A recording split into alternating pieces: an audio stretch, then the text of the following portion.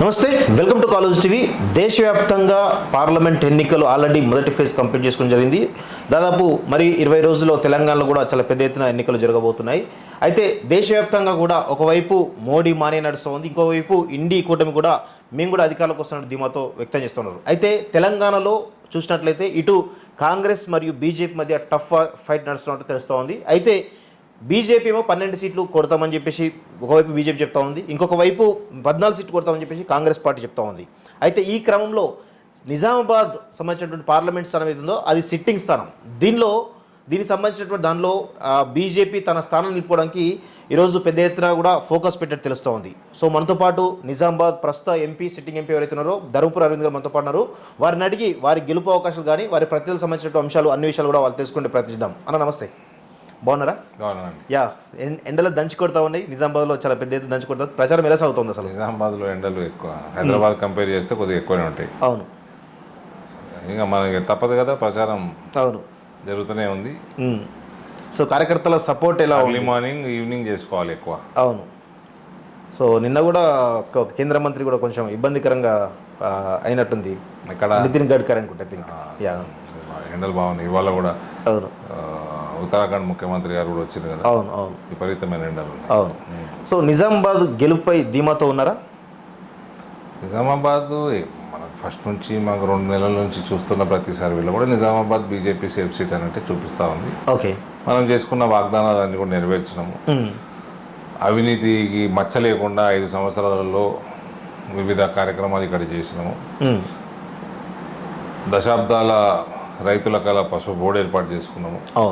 పసుపు marketing, exports, imports మీద regulations చేసుకొని ఇవాళ ఆల్ టైమ్ రికార్డ్ పసుపు రేట్లు తీసుకెళ్ళగలిగినాము. ఇంకా రానున్న కాలం ఇంకా పెరుగుతాయి పసుపు రేట్లు. ఓకే. సో ఇవన్నీ కూడా చేసుకున్నాము. ఇన్ఫ్రాస్ట్రక్చర్, రైల్వే ఓవర్ బ్రిడ్జ్లు 7, నేషనల్ హైవేస్, స్టేట్ హైవేస్, గ్రామీణ సడక్ యోజనలు. ఇందులో మళ్ళీ ఈ 5 సంవత్సరాల్లో 2 సంవత్సరాలు కరోనాలో మేము కోల్పోయినాం. అయినా కూడా ఇవన్నీ మనం 3 సంవత్సరాలు చేసుకోగలిగాం. 2 కేంద్రీయ విద్యాలయాలు. అవును. సో ఇవన్నీ కూడా మాకు కలిసి వచ్చే అంశాలే. ఓకే. అయితే మీరు చెప్పిన విషయాలు కాకుండా నిజామాబాద్ ప్రజలు మీకు ఓటేయాలంటే ఎందుకు ఓటేయాలి అసలు? ఇవన్నీ చేసినందుకు, అవినీతి లేకుండా ఇవన్నీ చేసినందుకు ఓటేయాలండి. నరేంద్ర మోడీ గారి పైన అభిమానంతో ప్రజలందరూ ఓటేయడానికి సిద్ధంగా ఉన్నారు. భారతీయ జనతా పార్టీయే కరెక్ట్ పార్టీ అన్న ధోరణి ప్రజలలో తెలుస్తూ ఉంది. ప్లస్ మనకు కేంద్రంలో కూడా ప్రభుత్వం, నరేంద్ర మోడీ గారి ప్రభుత్వమే గ్యారంటీగా కనబడతా ఉంది. పెద్ద మెజారిటీ పెరిగేటట్టుంది ఇంకా. ఓకే. కాబట్టి రానున్న కాలంలో జగరాన్పల్లి ఎయిర్పోర్ట్ చేసుకోవాలి తొందరగా. ఇప్పుడు జరుగుతున్న పనులని వేగవంతం చేసుకోవాలి. ఇంకా కొన్ని రైల్వే ఓవర్ బ్రిడ్జ్లు ఇంకా 2-3 ఉన్నాయి చేసుకోవాల్సింది. మన నవీపేటలో ఒకటి. ఓకే. ఇట్లా 2-3 ప్లేసెస్లో మనకి నిజామాబాద్ రూరల్లో ఇంకొకటి. సో ఇటువంటివి చేసుకొని ఇంకో 2 నవోదయాలు, ఇంకో కేంద్రీయ విద్యాలయం ఈ నియోజకవర్గం తెచ్చుకోవాల్సిన అవసరం ఉంది. రైల్వే లైన్స్, రైల్వే వర్క్స్ కూడా బాగా జరుగుతూ ఉన్నాయి. ముత్కేడ్, డోను, నిజామాబాద్ మీదుగా డబ్లింగ్ పనులు, బోధన్, బీదరు, ఆర్మూరు, ఆదిలాబాద్, ఇవన్నీ కూడా పనులు జరుగుతూ ఉన్నాయి. ఇవన్నీ అయిపోయినాక మనకు రెగ్యులర్ ట్రైన్స్ ఉత్తర భారతానికి, బాంబేకి, ఓకే, ఇవన్నీ కూడా కనెక్టివిటీ పెంచుకోవాల్సిన అవసరం ఉంది. ఓకే. గూడ్ షెడ్ కూడా మనం నిజామాబాద్ పట్టణం నుంచి డిచ్పల్లికి మార్చుకున్నాము. సో ఇక్కడ నిజామాబాద్ స్టేషన్లోకి ప్యాసింజర్ ట్రైన్లు వచ్చే అవకాశం పెరిగిపోయింది. ఇవన్నీ కూడా అనేక పనులు ఉన్నాయి. ఓకే. ఇవన్నీ ఇన్లైన్ కంటైనర్ డిపో ఐసీటీ తెచ్చుకోవాలన్నది నా కోరిక. దానివల్ల సరుకుల రవాణాకి బాగా ఉపయోగపడుతుంది, ఎక్స్పోర్ట్స్కి బాగా ఉపయోగపడుతుంది. అవును. అంటే మీరు మెయిన్గా మీరంతా చెప్తున్న విషయం ఒక డెవలప్మెంట్ సంబంధించిన అంశాలే చెప్తా ఉన్నారు. కానీ యువతకు సంబంధించినటువంటి ఉద్యోగాల కల్పనకు సంబంధించి మీ మేనిఫెస్టో ఉన్న ఇప్పుడు ప్రస్తుతం మేనిఫెస్టోని పెడుతున్నారా? అలాంటి ఏమన్నా ప్రయత్నాలు చేస్తున్నారా? అగ్రి బేస్డ్ ఇండస్ట్రీస్ మన ప్రాంతంలో వచ్చే అవకాశాలు మెండుగా ఉన్నాయి. ఓకే. అందరూ అవినీతి మీద పడి, పైసలు సంపాదించడం మీద పడి ఎవరు కూడా ప్రొయాక్టివ్గా ఇక్కడ ఎవరు పనిచేయలేదు. ఏ పార్టీ పనిచేయలేదు. ఇంతకుముందు ఎంపీలో ఎవరు పనిచేయలేదు. మనం ఒక భారతీయ జనతా పార్టీ మోదీ గారి నాయకత్వంలో మనం అందరం అవినీతికి దూరం ఉండడమే నేర్చుకున్నాం. ఓకే. 5 సంవత్సరాల నేను ఎంపీగా కూడా నాది టర్మ్ చూస్తే నాకు చిన్న మచ్చ కూడా లేదు. చాలా అగ్రిబేస్డ్ ఇండస్ట్రీస్ మన ప్రాంతంలో తెచ్చుకోవచ్చు. ఓకే. ఇక్కడ బ్రహ్మాండమైన పంటలు, వాటర్ పుష్కలంగా ఉంటుంది, రోడ్ కనెక్టివిటీ, రైల్ కనెక్టివిటీ బాగుంది, ఇంకా ఇంప్రూవ్ అవుతుంది రాను. సో మంచి ఆపర్చునిటీస్ ఇక్కడ ఫ్యాక్టరీలు తెచ్చుకొని మన సెల్ఫ్ హెల్ప్ గ్రూప్స్ బలంగా ఉంటాయి ఇక్కడ. వాళ్ళని కూడా వాల్యూ యాడెడ్ సర్వీసెస్లో వాళ్ళ సర్వీసెస్ కూడా వాడుకొని అది మా నేషనల్ అజెండాలో కూడా ఉంది. నేషనల్ మేనిఫెస్టోలో కూడా బీజేపీకి సెల్ఫ్ హెల్ప్ గ్రూప్స్ని ఈ వాల్యూ యాడెడ్ సర్వీసెస్కి వాళ్ళకి అప్పచెప్పాలన్నది కూడా ఉంది. సో ఇవన్నీ కూడా స్ట్రీమ్లైన్ చేసుకొని ఉద్యోగ అవకాశాలు బాగా పెంచుకునేది అవకాశం ఇక్కడ ఉంది. గల్ఫ్ వలసలు తగ్గించుకోవచ్చు, గల్ఫ్లో ఉన్న వాళ్ళు రిటర్న్ వచ్చే ఆస్కారం ఉంది. అంటే గత 5 సంవత్సరాల్లో యువతకు మీరు చేసినటువంటి సేవలు కానీ మీరు చేసిన కార్యక్రమాల గురించి చెప్పాలంటే ఏం చెప్పగలుగుతారు? యువత అనేది అన్ని రంగాలలో స్ప్రెడ్ అయి ఉంటుంది. ఎస్. సో మనం చేసిన ఇటువంటి ఇప్పుడు రైతాంగం సమస్యలు కొంచెం మనం ఇవాళ రైతులకు మంచి గిట్టుబాటు ధర వస్తున్నది. నేను చేసిన పని ఉంది. మోదీ గారి ప్రభుత్వంలో ఎంఎస్పీలు పెరగడం వల్ల కూడా మంచి వరికి కానీ మక్కకు కానీ, మక్కకు ఇంకా వంటలేదు రాష్ట్ర ప్రభుత్వం. అవును. వరి కూడా కొనుగోలు సరిగ్గా చేస్తలేదు. అవును. ఇక్కడ వరి అకాల వర్షాలకు డ్యామేజ్ అయిపోతే సరైన ఇన్సూరెన్స్ కూడా రాష్ట్ర ప్రభుత్వం ధోరణి వల్ల లేదు. సో ఇటువంటివి పెరిగినప్పుడు ఇవన్నీ కూడా కరెక్షన్స్ చేసుకుంటే మన గల్ఫ్లో ఉన్న యువత అందరూ కూడా వాపసు వచ్చే ఆస్కారం ఉంటుంది. ఓకే. ఇవన్నీ సరిగ్గా చేయలేకనే పాపం వాళ్ళు ఉద్యోగాల కోసం అక్కడ పోయి అక్కడ బతుకుతూ ఉన్నారు కుటుంబాలకు దూరంగా. యా. అయితే నిజామాబాద్లో అనగానే అంటే జనరల్గా నేను సోషల్ మీడియా మీ గురించి చూసినప్పుడు అరవింద్ అడ్డా, ఇందూరు గడ్డ అంటారు. కానీ ఎక్కువ శాతం మన పేరేమో నిజామాబాద్ జిల్లా అని ఉంటుంది. ఎందుకు ఇందూరు అంటే పేరు మార్చుతా అని చెప్పేసి గత కొన్నిసార్లు కూడా మీ దగ్గర చిన్న వాస్తవంగా ఎందుకు ఇందూరు పేరు మార్చాలి? 1900 ఎర్లీ 20th సెంచరీలో పేరు మారినట్టు ఇంద్రపురి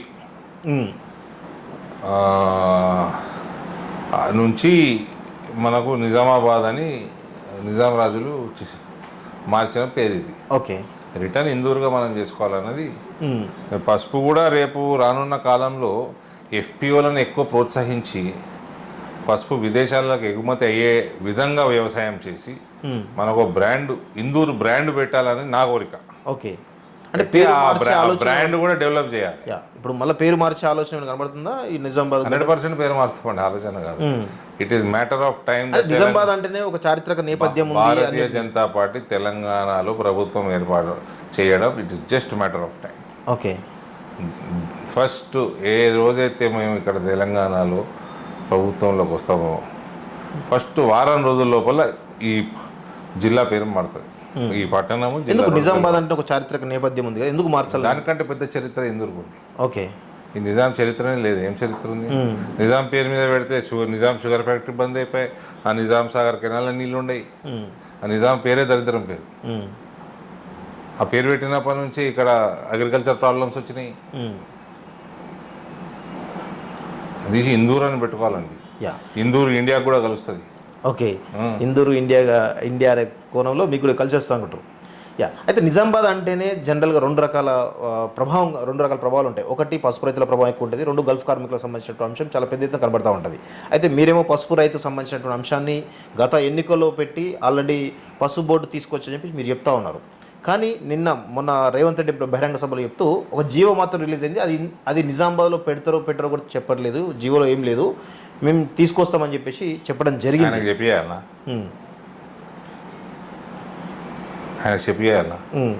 దాన్ని జియో అన్నారు, గెజెట్ అంటారు, ప్రెసిడెన్షియల్ గెజెట్ అంటారు, జియో అన్నారు. ఆయన వ్యవసాయ శాఖలకు వెళ్ళి బోర్డు చేస్తారట. ఇప్పుడు నేను అదే మీకు అడగబోతున్నా, నెక్స్ట్ క్వశ్చన్ కూడా అదే. వ్యవసాయ శాఖ మంత్రిగా జీవన్ రెడ్డిని డిక్లేర్ చేసేసాడు. అవును. అలా ప్రధానమంత్రి ఎవరో తెలియదు ఇప్పటికి. అవును. రాహుల్ గాంధీ వయనాడులో గెలుస్తున్నాడో తెలియదు, ఆడ గెలుచుడు డౌటే ఉన్నది. అలా ప్రధానమంత్రి తెలియదు. సంవత్సరం కోసం ప్రధానమంత్రి రొటేషన్ బేసిస్లో పెడతారట. ఇలా అలయన్స్, ఇండియా అలయన్స్. మా జీవన్ రెడ్డి అంకుల్ని వ్యవసాయ మంత్రిగా చేసేసి జీవన్ రెడ్డి అంకుల్ సంతకం పెట్టుకొని పసుపు బోర్డు తెస్తారట. అసలు బోర్డు తెచ్చేది అది ఉన్నది వాణిజ్య శాఖల. వీళ్ళు 70 సంవత్సరాల నుంచి వ్యవసాయ శాఖలు ఎత్తుకుతున్నట్టున్నారు. ఎత్తుకులాడి టైం అంతా వేస్ట్ అయిపోయింది. ఒకసారి బీజేపీ గెలవగానే వాణిజ్య శాఖకి వెళ్ళి తెచ్చిపెట్టింది బోర్డు. రేవంత్ రెడ్డి గారికి నచ్చినా నచ్చకున్నా ఇందూరు గడ్డనే టర్మరిక్ బోర్డుకి అడ్డా అవుతుంది. అసలు ఇచ్చింది నరేంద్ర మోడీ గారు, తెచ్చింది నేనే చెప్తున్నాండి. ఇందూరు గడ్డనే టర్మరిక్ బోర్డు అడ్డా అవుతుంది. ఓకే. సో ఇప్పుడు మోడీ దాదాపు పాలమూరులో ప్రకటన చేసి ఇక్కడికి వచ్చి ఒక బహిరంగ సభ కూడా పెట్టి ఆయన ప్రకటన, ఇక్కడ ప్రసాదం. Okay, done. సో అది తెచ్చిన తర్వాత అసలు తర్వాత పరిణామ క్రమాలు ఏం జరిగాయి సార్? పసుపు బోర్డుకు సంబంధించిన పరిణామ క్రమాలు ఏం జరిగాయి? October 1 Mahabubnagar, yes October 3 Nizamabad, yes October 4 cabinet తీర్మానం, ఓకే అక్టోబర్ 4 రాత్రి రాష్ట్రపతి ఉత్తర్వులు. ఓకే దాని తర్వాత బోర్డు కూర్పు చేయాలా, అందులో వివిధ రాష్ట్రాల నుంచి రిప్రజెంటేషన్ ఉండాలా, వివిధ డిపార్ట్మెంట్స్ నుంచి ఉండాలా, స్పెషల్లీ మీకు అగ్రికల్చరు, హార్టికల్చరు, కామర్సు, ఫార్మస్యూటికల్సు, ఇటువంటి వాటితోటి డిఫరెంట్ ఆఫీసర్స్ కానీ సైంటిస్టులు కానీ వాళ్ళందరూ రావాలా. ప్లస్ కార్యాలయాలు దేశంలో అనేక చోట్ల వస్తాయి, ఓకే అనేక చోట్ల వస్తాయి. కేవలం నిజామాబాద్ కాకుండా అనేక చోట్ల నిజామాబాద్ ఒకటే ఎందుకు వస్తుంది, కార్యాలయం అనేక చోట్ల వస్తాయి. ఓకే నిజామాబాద్ మనం హెడ్ క్వార్టర్ చేసుకుందాం, ఓకే పసుపు బోర్డు దేశానికి మొత్తానికి. బోర్డు హెడ్ క్వార్టర్ చేసుకోవచ్చు. దిస్ ఈజ్ మ్యాక్సిమం వండేది పసుపు ఇక్కడనే. ఓకే నేను చెప్తున్నా కానీ ఇదే ఇందూరు గడ్డనే టర్మరిక్ బోర్డు అడ్డా అవుతుంది. అది నా మాట, okay I know for a fact. So ఇప్పుడు నిజామాబాద్లో పసుపు బోర్డు వచ్చిన తర్వాత అసలు ఇప్పటికే ఆల్రెడీ రీసెర్చ్ సెంటర్లు వస్తాయి. ఎస్ ఎక్స్పోర్ట్ ఇంకా ప్రమోట్ చేయాలి, ఓకే ఎఫ్పిఓలని ఎంకరేజ్ చేయాలి. అరే ఇప్పుడు పని మొదలైందండి, పసుపు పని ఇప్పుడు మొదలైంది, బ్రహ్మాండంగా చేసుకోవచ్చు. 20,000 రేటు కాదు, ఇంకా ఇంకా బాగా పెరుగుతుంది రేటు. పని చేసేటోడు ఉండాలి, అవినీతికి దూరంగా ఉండి చేసేటోడు ఉండాలి. యా, ఇప్పుడు స్పైసెస్ బోర్డు నుంచి పసుపు బోర్డు సపరేట్ తీసుకురావడం జరిగింది కదా, అసలు స్పైసెస్ బోర్డులో ఉన్నప్పుడు ఏం నష్టం జరిగింది, ఇప్పుడు ఏం లాభం జరగబోతుంది పసుపు రైతులకు? చూడండి, ఇంతకుముందు టీవీ ఛానల్ ఉంటుండే, 7:30కి తెలుగు బులెటిన్ వస్తుండే, 9 గంటలకు హిందీ బులెటిన్ వస్తుండే, 9:30కి ఇంగ్లీష్ బులెటిన్ వస్తుండే. మీకు సపరేట్ న్యూస్ ఛానల్ అయిపోయినాయి కదా, అవును సపరేట్ పసుపు బోర్డు అయిపోయింది. గతంలో గత 5 సంవత్సరాలు పసుపు మీదనే పనిచేసే బోర్డు ఐదుగురు ఐఏఎస్ ఆఫీసర్లు ఉంటారు ఇలా బోర్డులో, సైంటిస్టులు ఉంటారు, రైతులు ఉంటారు, మార్కెటింగ్ వాళ్ళ ఆ బోర్డు అందరి పని ఒకటి పసుపు మీదనే ఉంటుంది. ఇప్పుడు పసుపు మీద అంటే ఎలాంటి రకాల అడ్వాంటేజ్ పసుపు మీద జరగబోతుంది? రీసెర్చ్ అంటే జనరల్ మనం ఈ పంట అనగానే కేవలం మార్కెట్ రేట్ పరంగానే మనం జనరల్ చూస్తూ ఉంటాం, అవి కాకుండా ఇంకేమైనా అడ్వాంటేజ్ జరిగే అవకాశం? ఇప్పుడు ఏముంటుందంటే మీకు పసుపు యొక్క మార్కెటింగ్ విదేశాలలో కూడా చేయాలి. ఓకే, ఏ దేశ భాషలో మార్కెటింగ్ చేసుకోవాలి, పసుపు యొక్క ఏమేమి అడ్వాంటేజెస్ ఉన్నాయో అవన్నీ మంచి మార్కెటింగ్ చేసుకోవచ్చు. దానివల్ల ఇంకా రోజు రోజు డిమాండ్ పెరుగుతూనే ఉంటుంది పసుపుది. ఓకే, చేసుకుంటూ విదేశాలలోకి ఎగుమతులు చేయాలంటే మనం ఫర్టిలైజర్, యూరియాలు రెస్ట్రిక్ట్ చేసుకోవాలి. ఓకే, సో ఆర్గానిక్ సర్టిఫికేషన్ వచ్చేటట్టు దా లిమిటేషన్ లోపల ఉండాలి. ఓకే, ఇక్కడ మనకి కొంచెం ఏన్షియంట్ పద్ధతులే ఇంకా వాడుతున్నారు. ఎర్రటి ఎండలో పసుపుని ఎండబెట్టడం వల్ల కర్కుమిన్ కంటెంట్ కూడా తగ్గుతుంది. సో సైంటిఫిక్ ప్రాసెసింగ్ రావాలా, అటువంటి ఇండస్ట్రీస్ రావాలి. మహారాష్ట్రలో మనకంటే ఎక్కువ పసుపు పండుతుంది, కానీ మన నేలలో బెటర్ పసుపు పండుతుంది. ఓకే, మన నేల బెటర్, అక్కడ కొంచెం బ్లాక్ సాయిల్ కలుస్తుంది, ఇక్కడ మంచి పసుపు పండుతుంది. ఇంకా క్వాలిటీ పెంచవచ్చు. మీకు నార్త్ ఈస్ట్లో 10% కంటే ఎక్కువ కర్కుమిన్ ఉంటుంది. సో అది కొంచెము హిల్లీ టెరెన్లో కర్కుమిన్ శాతం ఎక్కువ పండే అవకాశం ఉంటుంది, కానీ అక్కడ క్వాంటిటీ తక్కువ, మనంత క్వాంటిటీ రాదు. ఓకే, సో కేరళలో కానీ నార్త్ ఈస్ట్లో కానీ క్వాంటిటీ తక్కువ ఉంటుంది, మన దగ్గర క్వాంటిటీ ఎక్కువ ఉంది కాబట్టి దీన్ని సద్వినియోగం చేసుకొని అందుకనే బోర్డు ఇక్కడనే వస్తుంది. మహారాష్ట్రలో పండేది కూడా మన బార్డర్లోనే పండుతుంది. అవును. సో ఇప్పుడు బోర్డు వస్తుందని చెప్తా ఉన్నారు మీరు, ఆల్రెడీ ప్రెసిడెంట్ గెజిట్ కూడా రిలీజ్ అయిందని చెప్తా ఉన్నారు కదా, అసలు నెక్స్ట్ ఆఫీస్ ఎస్టాబ్లిష్మెంట్ కానీ లేకపోతే ఆఫీసర్ల అపాయింట్మెంట్?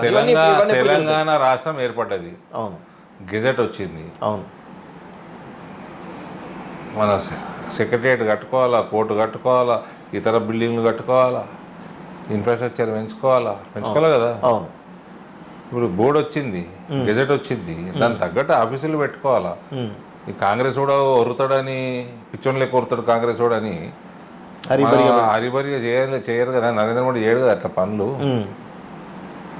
నరేంద్ర మోడీ ఈ గడ్డ మీదకి వచ్చి అనౌన్స్ చేయడము పసుపు బోర్డుకి ఇంకా సిగ్నిఫికెన్స్ పెరిగింది. ఓకే, ఆ నరేంద్ర మోడీ గారు వచ్చిన తర్వాతనే ఇక్కడ పసుపు రేటు పెరిగింది అనుకోవచ్చా? అనుకోవచ్చు. రాముడినే తీసుకొచ్చిన ఆయన వచ్చి అనౌన్స్ చేసినాడు కాబట్టి రేటు పెరిగింది. కలియుగ రాముడు వచ్చి అనౌన్స్ చేసిండు. సో పసుపు రైతులు మంచి పాయింట్ అడిగాను. నరేంద్ర మోడీ మన దేశానికి, మన దేశ రాత మారుస్తున్నాడు ఇవాళ. పసుపు అనేది చాలా చిన్న పంట, ఇంత పెద్ద 140 కోట్ల దేశము, ఇన్ని విదేశాలు, మన భారతదేశ కీర్తి ఎట్లా పెరుగుతున్నది, కోవిడ్ సమయంలో ఎట్లా ఫాస్ట్గా టీకాలు ఇచ్చిండు, 120 దేశాలకి పైన వ్యాక్సిన్ ఎక్స్పోర్ట్ చేసింది భారతదేశం. అవును. భారతదేశం కీర్తిని పెంచుతున్నాడు. సో అటువంటి వ్యక్తి ఇక్కడికి వచ్చి అనౌన్స్ చేయటము డెఫినెట్గా it is a good omen. Arvind credit అనుకోవచ్చు, అరవింద్ పోరాట ఫలితం అనుకోవచ్చా ఇదంతా?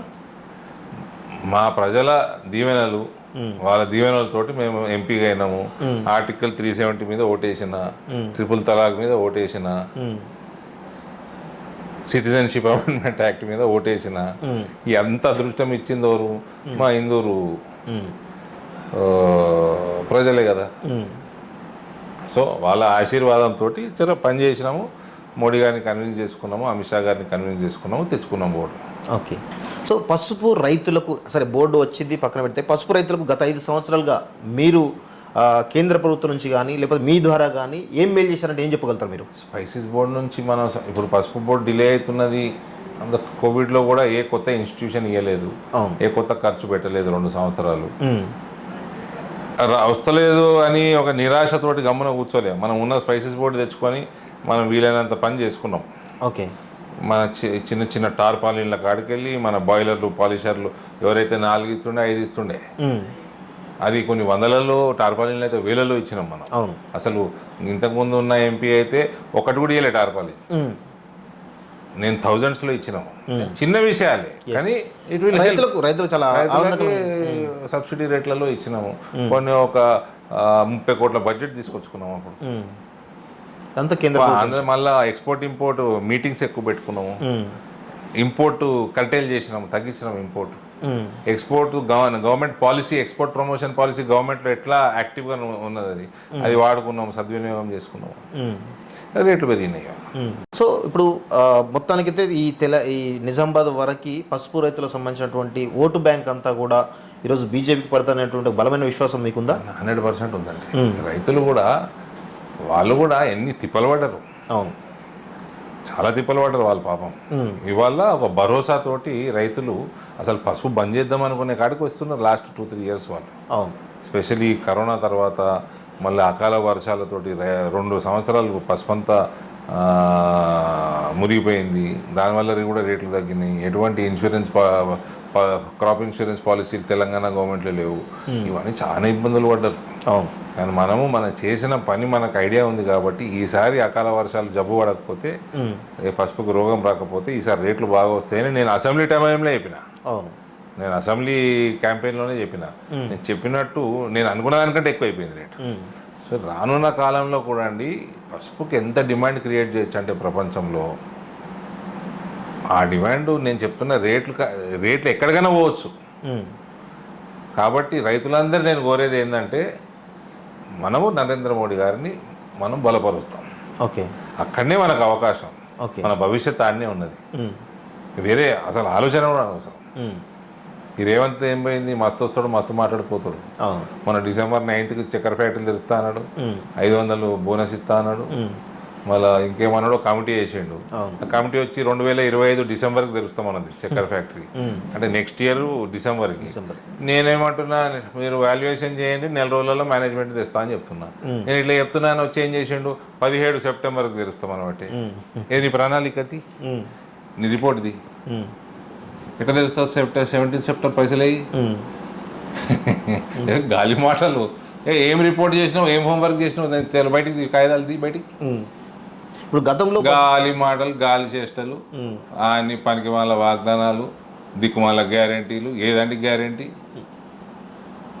అలా నేను చెప్తున్నాడు, 5 గ్యారంటీ మీరు నెరవేర్చడం, మిగతా కూడా ఒక్కొక్కటి నెరవేర్చిండు. ఫ్రీ బస్ అంశం కానీ, లేకపోతే సిలిండర్ అంశం కానీ, చాలా అంశాలు, ఫ్రీ బస్ కానీ, సిలిండర్ కానీ, చాలా అంశాలు కూడా ఒక్కొక్కటి. ఏం చేసిండు? 500 రూపీస్ సిలిండర్ అనౌన్స్ చేసిండు కదా. కర్ణాటకలో బుడ్డి సిలిండర్ ఇస్తున్నారు తెలుసా? మనం బుడ్డిగుంటే సిలిండర్ బుడ్డిగా ఉండాల్సిన అవసరం లేదు. సిలిండర్ పెద్దగానే ఉండొచ్చు. సో ఇప్పుడు షుగర్ ఫ్యాక్టరీస్ అనౌన్స్ చేయట్టు కాదండి, మీ 6 నెలలు అయిపోయింది. అవును, దాని మీద మీరు వచ్చిర్రు ఇక్కడ. 4 పనులు చేసినోడు 10 చేస్తారంటే నమ్ముతారు. ఓ 10 చేసినోడు ఇంకో 5 చేస్తాడంటే నమ్ముతారు. ఈయన ఏం చేసింది లేదు, పెట్టింది లేదు. గత 6 నెలలు అయినాక అనౌన్స్మెంట్ చేస్తారా అండి? కేసీఆర్ 10 సంవత్సరాల రూలింగ్ అయిపోయినాక ఫౌండేషన్ స్టోన్లు వేస్తూ ఉంటుండే. ఫౌండేషన్ స్టోన్స్ వేస్తుండే ఆయన 9 సంవత్సరాలు అయిపోయినాక. ఈయన నెలలు అయిపోయి సంవత్సరాలు అయిపోయినా కూడా ఈయన అనౌన్స్మెంట్లే చేస్తాడు. అంటే కేసీఆర్ బాటలో రేవంత్ నడుస్తాడు అనుకోవచ్చా మీ దృష్టిలో? అట్లనే కనబడుతుంది. మరి తరుగు కూడా తీస్తున్నారు. 500 సరే, ఇవన్నీ పక్కకు పెట్టండి. 500 ఇయనికేమి బోనస్? 2 పంటలు అయిపోయినాయి. డిసెంబర్ 9 నాడు ప్రమాణ స్వీకారం చేసి మొత్తం 500 ఎక్కించుకుంటా అన్నాడు. ఏమై ఇలా ఈయన నమ్మతలేరని బాసరామవారి మీద ఒట్టు, లక్ష్మీ నరసింహస్వామి మీద ఒట్టు,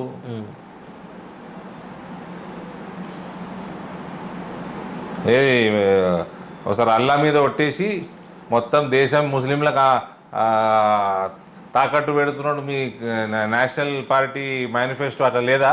చెప్పు జరా, చెప్పు.